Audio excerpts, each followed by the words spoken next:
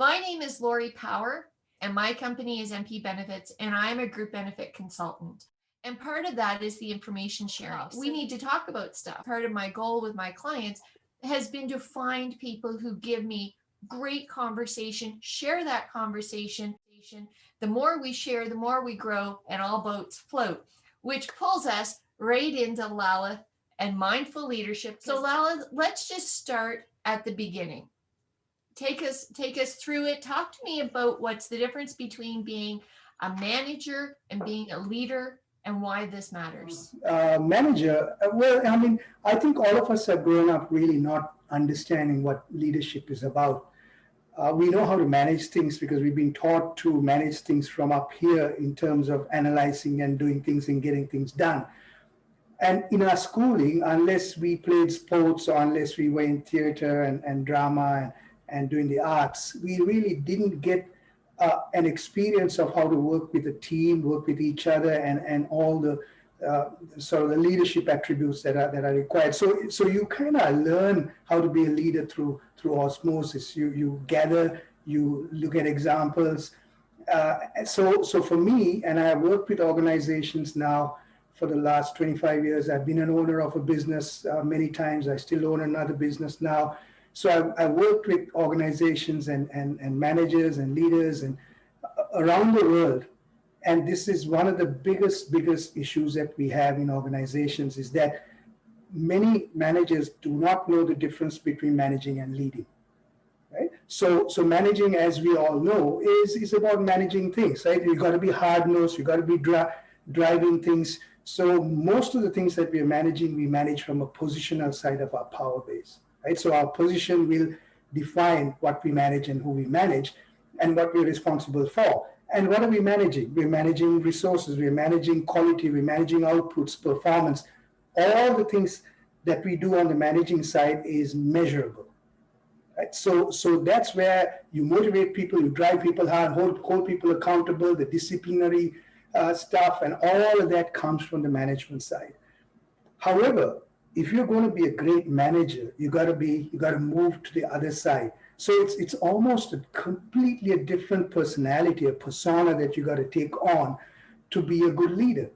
Because all the things that you do by being a good manager is thrown out the window to be a good leader, because it's about creating good relationships. So if we are going to inspire others to act, inspire others to come on board and do all the things that we are giving them to do. So yes, they will do things out of fear. They'll do things because they need to stay within the terms of reference, the performance that's expected and all of that. However, all of us, we all know that we want to be inspired to do something, to rise to the occasion, to go over and above, to give that 120%. We need to be inspired.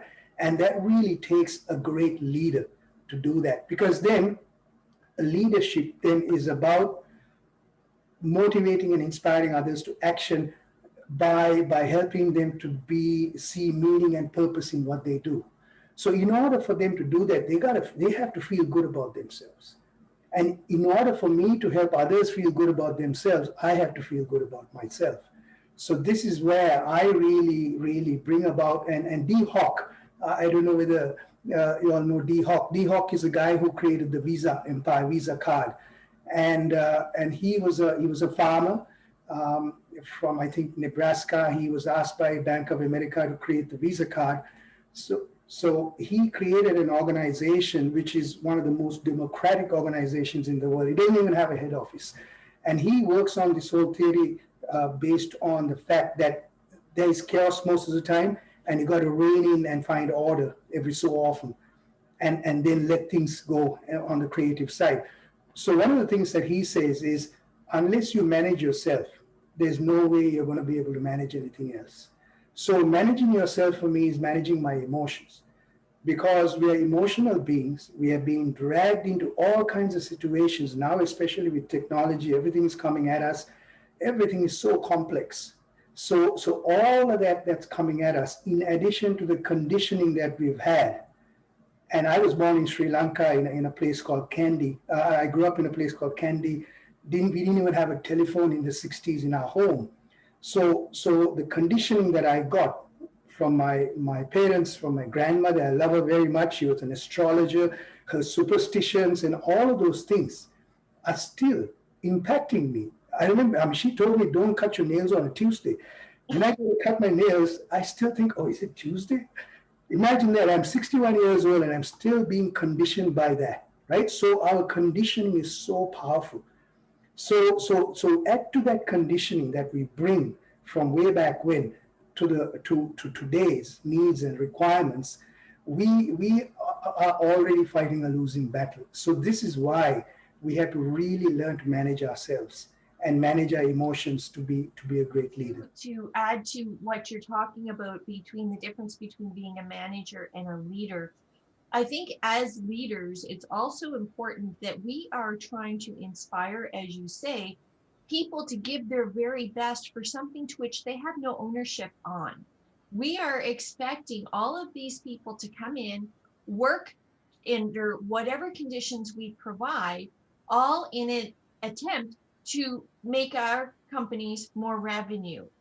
So leading, I think, needs to also be very mindful of who we're dealing with. Absolutely, Laurie.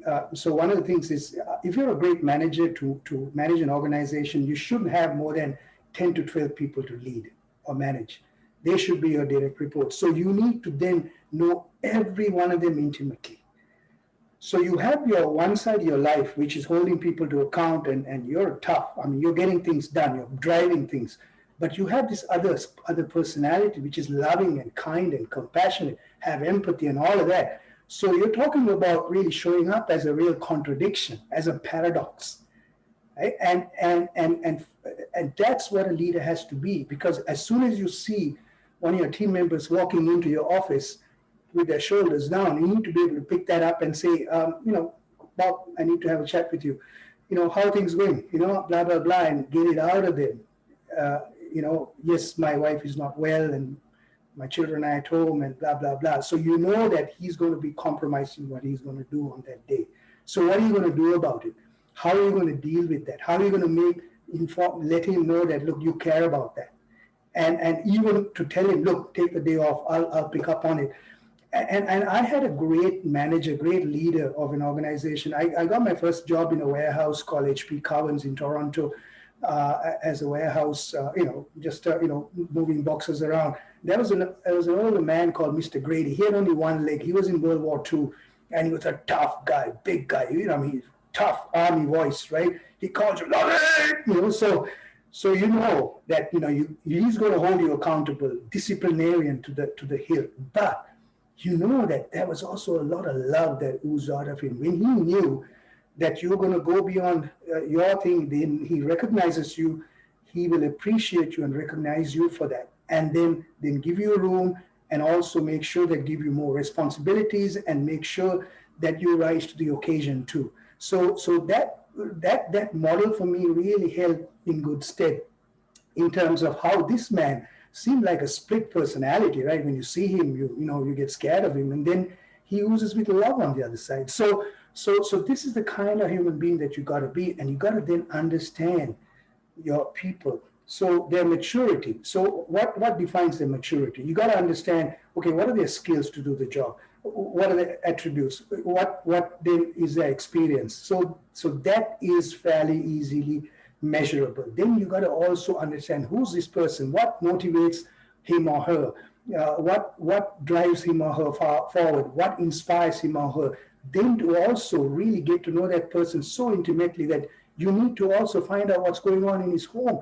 What are his aspirations? What are his goals in life? What drives him? All of those things.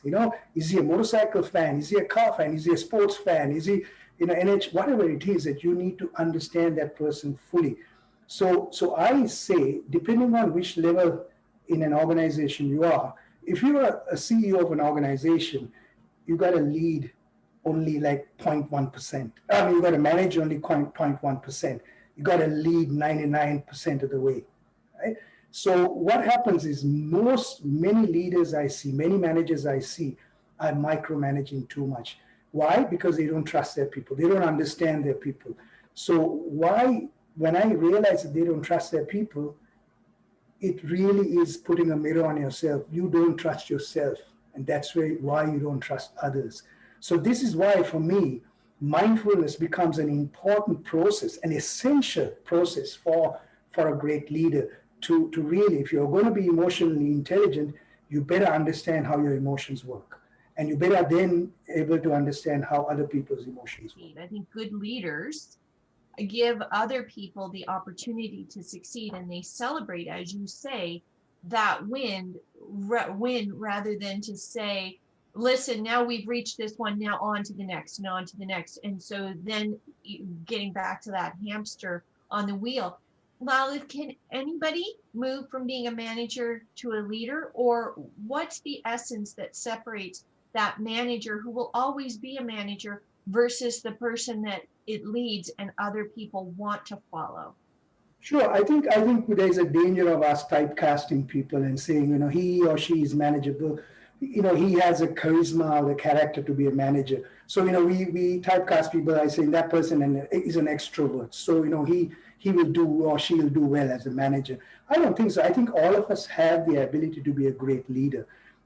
Every skill, as adults, our minds and our brains are so elastic and plastics. We can rise to the occasion to do anything. We have a huge amount of resilience to learn and grow and move into positions. Even if we tell ourselves, I'm not good at playing a musical instrument, I don't have a ear for it. If you practice, you can learn to play a musical instrument, right? So I believe that anybody can become a great leader. However, there's something that we need to do ourselves first. There's a lot of self-care and self-work that's needed for us to rise to that occasion. So that becomes an important part. The commitment that you're going to make for a daily practice is extremely important because we have taken ourselves for granted.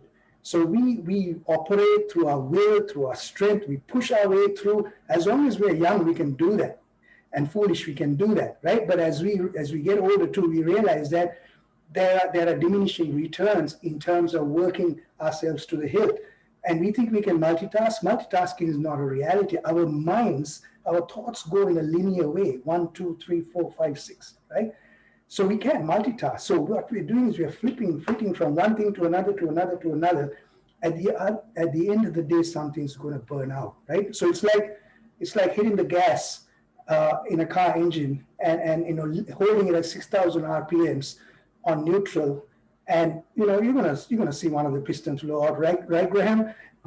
Right? So, and you don't want to do that on a motorcycle, right, Luke? Especially a single cylinder one, right? So the thing is, the point is, we have to then do the self-care work at the end of the day to really rise to that occasion. Where do we start, one, as leaders to be mindful of our role and how we're going to lead our people and give our managers the opportunity to succeed?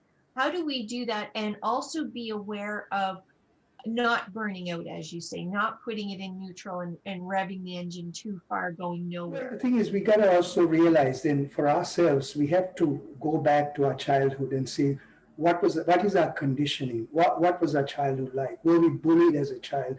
Were we, in any way put down? And so we need to really go back on that road to figure out what's holding me back. Because most of the time, what holds me back is myself, right? From that conditioning that I've had, from the self-esteem that was taken away from me by my art teacher saying that don't ever do any art, don't ever sing because, So those are the kinds of voices from significant people who have either built our self-esteem or taken it away. So then when it comes to a position of managing and leading, we have to bring our whole self to the table. If you're going to bring the whole self to the table, if you're having doubts, then we are only operating in half the cylinders. So how do we then do that? Is to really start looking at ourselves. So for me, if you have done sports, great. You have a fair amount of self-knowledge and self-awareness in terms of pushing boundaries. Theater and all of those arts then bring you and you understand what your limits are and how far you can be pushed. But it's only a small number of people who get those opportunities in school. That's why I really like the fact that gym class is mandatory for everybody. It doesn't matter. drama and art is mandatory for everybody. So those are important things, but many parts of the world don't have that. They've gone the route of educating people from here up on the analytical stuff, and all that other stuff is falling off. And if you've done martial arts from a young age, the balance and the poise and the breathing well and the meditation that includes in that, and if you're doing kata, and that's the ultimate way. If you don't concentrate, if you're not going to stay balanced and mindful, you're going to get hit and hurt. So that's the other thing. So this is why I'm really thrilled. I'm doing a bunch of training programs right now at the Toronto School Board with young people who are year 9 to year 12. And I learned to meditate when I was about 12 years old. So for me, I feel so fortunate that I got that training, as well as a couple of fundamental things that were taught to me that we had to understand as to the nature of life. In terms of, so bunch of us young kids, I'm going to just tell a quick story, Laurie. A bunch of young boys who used to run early morning along the railway track for about a mile, and then there was a temple beside our house.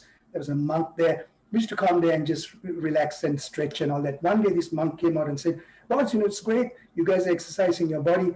What about exercising your mind?" So he sat us down and took us through a meditation exercise and really focused our mind. And that was a seed that was planted already. And my father was a meditator, so I'd seen him meditate already. So from the time I was about 13, I was intrigued by this because I felt something weird happening when I did that meditation. Something kind of happened to me. I can't quite explain that. So I studied it. I've studied under teachers, gurus. I've read a lot. I research a lot. I look at the mindfulness practice from religious points of view to philosophical. Now there's neuroscience there. So I say we have to then really fundamentally start focusing on our breath. How many of us focus on our breath or aware of our breath in this session here right now? Put your hands up if you're aware of your breath. Yes, Steve is. Yes. Right? I'd like to cheat and say yes, but no. Exactly. The point is, because it's so near to us, we take it for granted. It's there. It gives us life. It doesn't matter. It's there. And there are times when you find yourself, you're concentrating on something, you're not even breathing. You haven't breathed for about 60 seconds, right? And what is it doing? As you stop breathing, you're getting the cortisols and the cholesterols and the adrenaline to get pumped in because you're already, focusing on something, you're not breathing. And those chemicals come in, they're going to hurt you. They're going to also then take you through those emotions of anxiety and fear, and all of that gets fed through these chemicals. So for me, Laurie, to really, give you a long answer to that very short question you asked, fundamentally for me, starting with the breath is the most important place to begin. So what I'm hearing is part of being a leader is to lead your own self first and to be fully connected, not just with one side of your brain, but with both sides of your brain. Well, if I told you I was going to go here, so here I go. All right. So we hear a lot. The last year has been buzzword for health and culture and wellness, all things that I live for in my business. So it's right up my alley and I do pay attention to it. What do you say to those folks that are out there saying, you know what, I've been a leader in my industry for 20 years and I didn't have to do any of this. It's all fluff and it's all as a means to sell something else. What do you say to those skeptics? Well, the thing is, I think the expectations, especially of the younger employees who are coming on board, are totally different.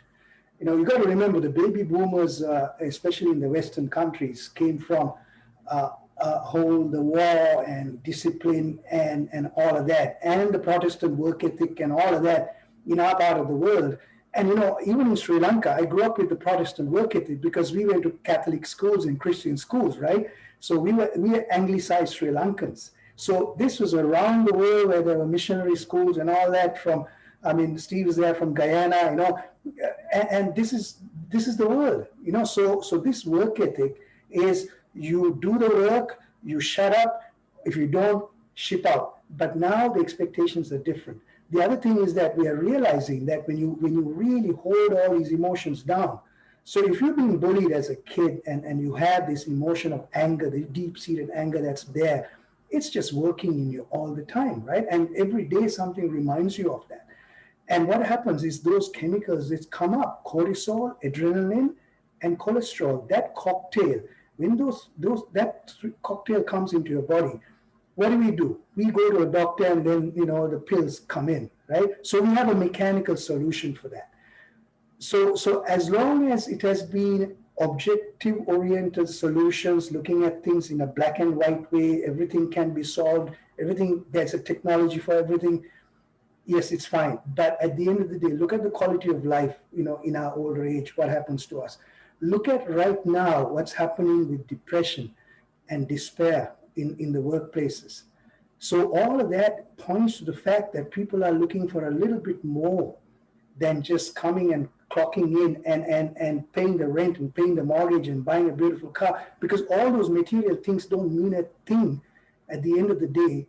So for me, when I do coaching and all that too, what people tell me first is, man, I got all this. Well, you're a very successful person.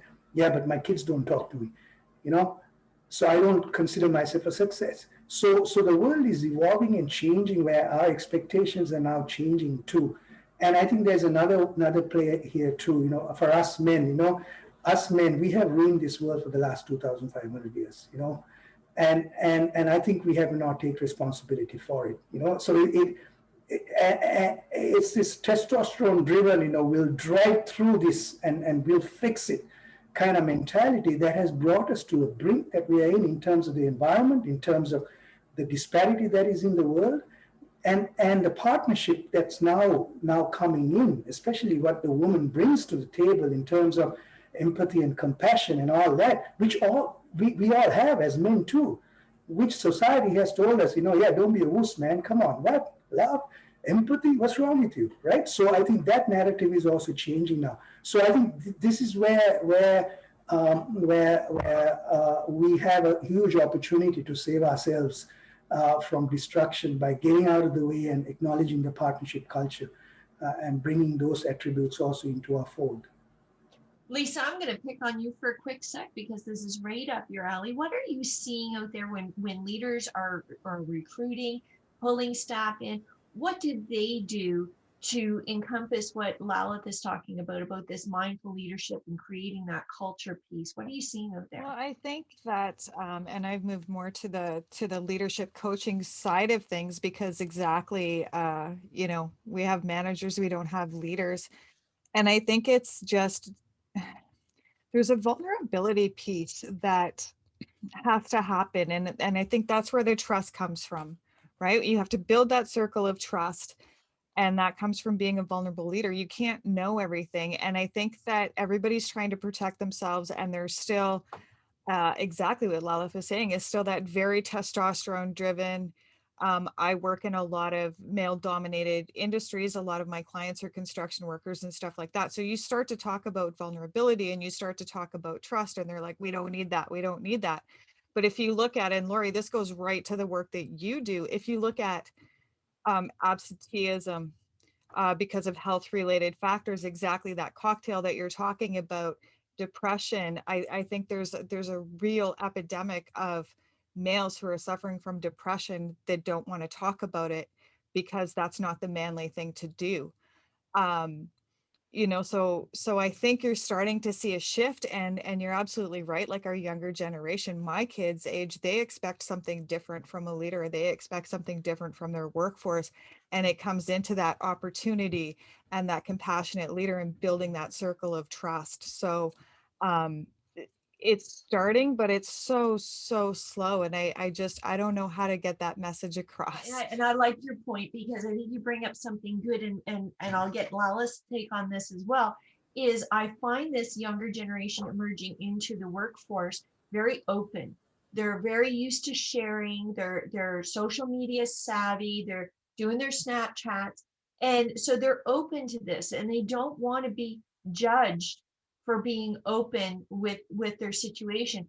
How do we maneuver to a non-judgment leadership? But as we work toward inclusion and we work toward empathy, recognizing that they need to share, and we need to be able to lead without judging that share. Yeah. See, one of the things then is that Lisa, I mean, thank you for sharing that. That's coming from your frontline work. So we have to also think of some of the fundamental narratives that have driven society for the last 500 years. So in terms of technology and the separation of mind and matter and all of that happened because at that time in the 1500s, the church didn't like what the science was saying, right? So it started then in terms of then technology taking a different path, and then money and funds and economy coming onto one side.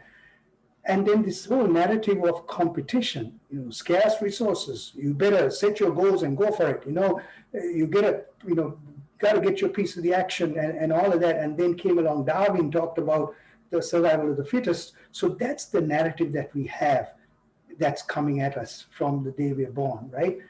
But so that is the conflict that we have in our heads. However, when we quiet our minds, we realize, hang on a minute, there's compassion in me, there's empathy in me, there's kindness in me, but I've been told to be a mean SOB, in whatever I do. But how do I reconcile with that? So this is one of the biggest doubts and splits that we have within us that really is now coming out in the open.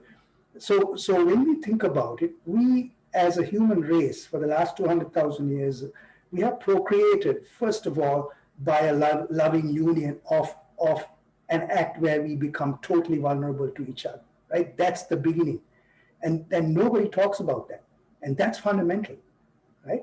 And there, it's also coming together, right? The egg and the sperm.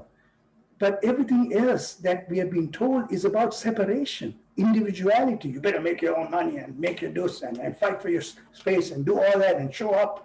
It's an individuality thing alone. So the yin and the yang has not been mixed. So it's been a yang kind of energy that's out there that's pushing us forward. So once we are now starting to realize, hang on a minute, I'm love, I'm compassion, I'm all that, but I've been told this. It's messing me up right now. So this is where I need to really go and do the work within myself. And I'm on that journey. That's what I'm sharing. This is the journey I'm on. So my anger, my fears, I've been told, especially my envies and jealousies, don't bring them up. From the time, from our sibling time, from our parents say, don't be jealous of your sister, right? So what do? We shove these things down. We shove these emotions and hide them. And they are sitting in there, driving us. And my neighbor gets a nice Porsche, I'm sitting there going, my 1999 Toyota, I'm thinking, man, right? So I need to then allow those emotions to come up. I need to be patient. I need to be kind to myself to say, it's okay for my jealousy to arise. Let it arise. Let me see what it looks like. Let me see what it feels like. Let me see the anger that's arising in me as a result of I'm feeling this, that I'm not being respected or whatever that's happening out there. This anger is arising. Don't own it, right? So the whole thing is about being compassionate to yourself as these emotions rise. And they're called negative emotions, but they're there for a purpose. They're there for our survival, right? All those emotions that are there, from anxiety, greed, lust, all of this, that is there for our survival. But what do we do with that without reacting? What do we do with that? If we can get ourselves 2 seconds or 5 seconds by doing this, I reset myself. I give myself a little bit of space for that 3, 4, 5 seconds. And then I can see, okay, actually, I was angry for a bit, but that energy has dissipated just because you have now taken it to a different level. Right? And to that point, Lalith, I think that's really important to recognize those emotions, because as leaders, that's what also makes us competitive, right? We wouldn't be competitive if we didn't have those emotions that drive to succeed. Anthony said something so incredible a couple of weeks ago. To Lalith's point here is you hire slowly, right, to get the right people in the right fit, and then you fire fast when they don't fit. And to that point, you can only do that if you're mindful of your role within it. And I additionally, I don't expect life to be an even keel, you know, so to recognize those emotions, I think will get you to an even keel, but you need to recognize those. Absolutely, absolutely, Laurie. And also holding to account, right? And yourself and everybody else. And that has to be tough. That's where your toughness comes in. The young energy has to be there to be a great leader, right? You got to be tough. You got to fight. You got to put people on the spot. You got to discipline and all of that too. And I consider myself, a nice guy, and all that. I didn't think I had it in me to fire somebody.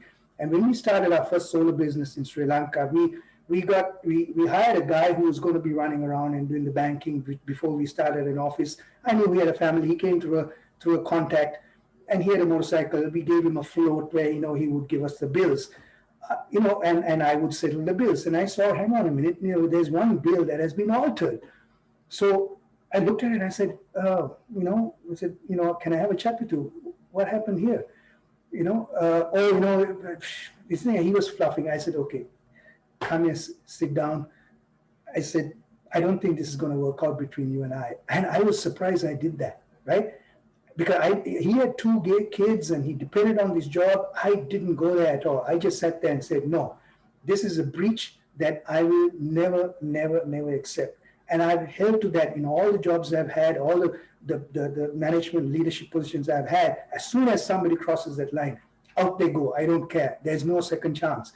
But as long as they're there working together as a team, great, right? Let's work together. And I'll give that emotional support and all of that. And I'll become vulnerable myself. I'll show you what I'm not good at, and Lisa talked about becoming vulnerable as part of being a great leader. Absolutely. You have to show that you're a human. I mean, it's just like me showing my vulnerability to my kids. They understand that, right? So they know that I'm not a perfect human being at the same time.